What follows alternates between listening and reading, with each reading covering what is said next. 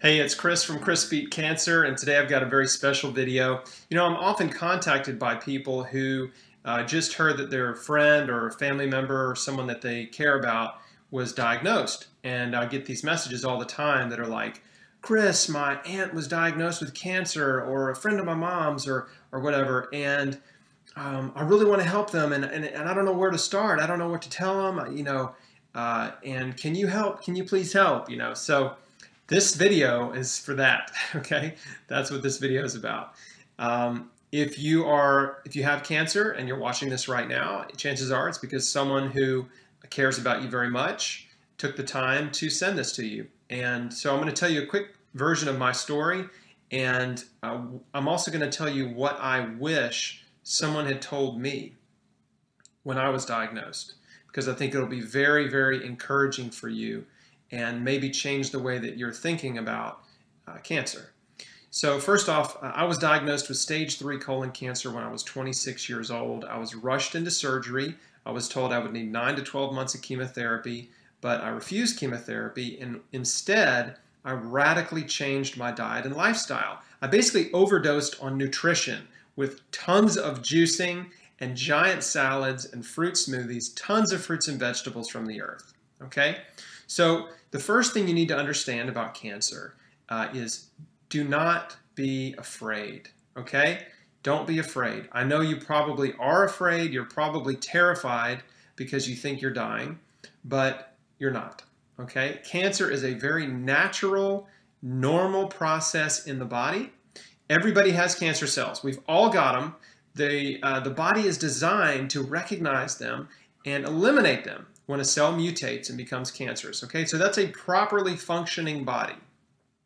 So cancer is not the real problem. The lump or bump or lesion or whatever is typically not a real problem in your body. It's a problem, but it's not the problem. Okay, the problem is that you are sick, that you have a systemic metabolic disease that is resulting in a tumor or tumors that are growing in your body. Okay, so the tumor is the symptom. The tumor is not the real problem. If you cut the tumor off, your body's going to build another tumor, right? So when people have cancer, what is going on in their body? Well, cancer is a result of a body that is nutrient deficient and overloaded with toxins, and typically the result of a suppressed or overloaded immune system. So what is causing this? Well, we have the cancer death rate is has tripled in the last 100 years. And if you compare our lifestyle to the lifestyle of our ancestors 100 years ago, it's very different. And so what has changed? The food we're eating. We're eating all this processed man-made food that we were never designed to eat. Plain and simple, you've got to get back to foods that are coming straight out of the earth in their natural form, fruits and vegetables. The earth was created for us, and everything we need comes from the earth. It's such a simple concept. And you know what? Truth is simple. So what the problem is that we are overfed, but we're malnourished. We're stuffed, but we're starving. And we're getting plenty of protein, fat, and carbs, but we're not getting these valuable, critical micronutrients. That's vitamins, minerals, enzymes, antioxidants, and the thousands of phytonutrient compounds in fruits and vegetables, in plants, that support the body's ability to heal and function at optimal levels. So not only are we missing a lot of these nutrients in our daily diets, but we're also putting in all this artificial man-made food that our body doesn't know what to do with. We're polluting our bodies with artificial chemicals, flavors, colors, texture enhancers, artificial fats, fake food. And that stuff is poisoning us. Literally, you are poisoning and polluting your body with processed food, right? Cokes, sports drinks, fast food, microwave food, restaurant food. All this stuff has been altered, and it's loaded with processed sugar and salt and all that other stuff I mentioned before. So diet is number one. The second thing is your lifestyle. If you drink a lot, if you smoke a lot, and if you take drugs, especially pharmaceutical drugs, if you're taking one or more pharmaceutical drugs, those are immunosuppressant. Those are cancer promoting, okay? there's no pharmaceutical drug that is good for you. And your condition is not because you are lacking a pharmaceutical drug. So pharmaceutical drugs do not heal. They only mask and alleviate symptoms. The only way to true healing is through nutrition, to give your body all the building blocks that it needs to repair and regenerate. And the good news is that you can do that. Now, so your diet and your lifestyle are major factors. Drinking and smoking are cancer causers. Obesity is the second leading cause of cancer. If you're overweight, it is pro-cancerous. Your body is in a chronic state of inflammation, and it's overloaded and it's struggling. So that's a major cancer promoter.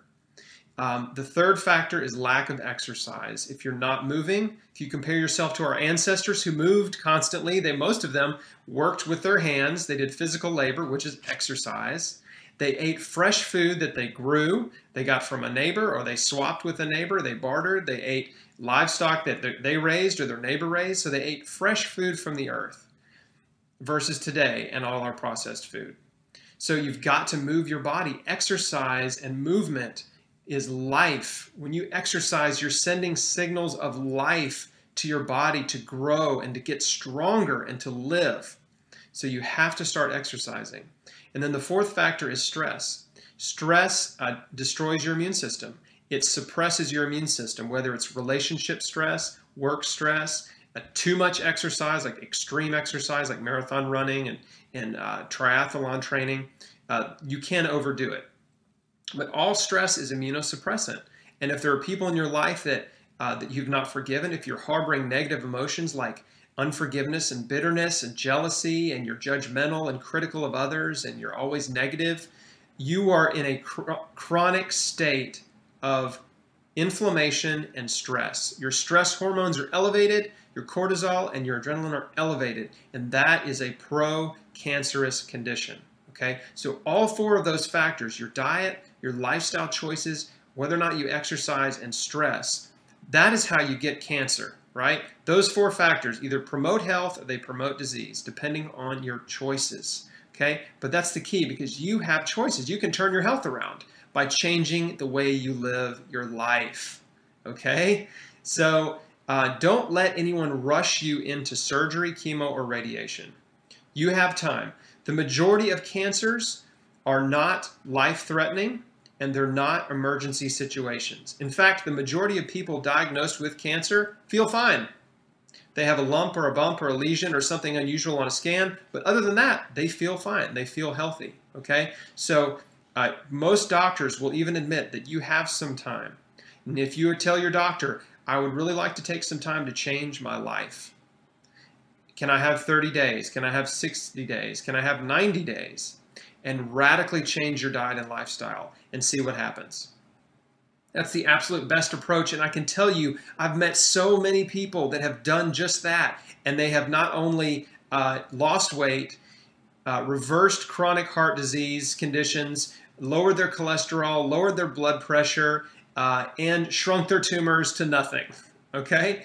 By just changing their diet and feeding their body and giving it everything it needs to repair, regenerate, and detoxify, okay? So it is very possible, very, very possible. The medical view of cancer is that it's linear, that as soon as once you have a tumor, once they find a cancerous tumor, that it can only go one direction, and that is it can only grow and spread all over your body. That's the linear view of cancer. But the latest clinical research has proven that to be false, because we know that cancer can heal. The body can heal it. They call it spontaneous regression. That's healing, right? The body created it. The body can heal it.